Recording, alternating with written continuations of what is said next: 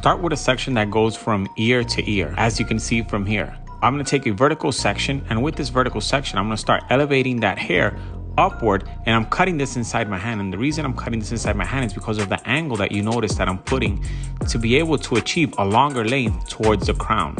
On the opposite side, I'm going to cut in the same manner, but just my fingertips are now down. So one side of your fingertips will be up, the other your fingertips will be down. The key on this is I'm slightly over directing towards the corner on this.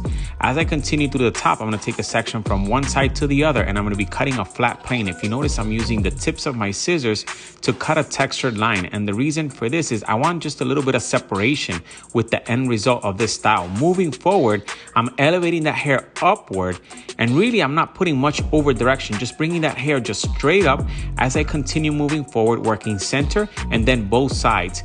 As I continue moving forward, you'll notice that as I get to the fringe, I'm gonna then over direct that fringe back onto my last cut. And then after I've dried the hair, I'm gonna go in and I'm gonna start point cutting. With my point cutting, I'm putting in a lot of separation, if you notice here, in that hair, so that way when I style, you'll start to see just that texture come to life.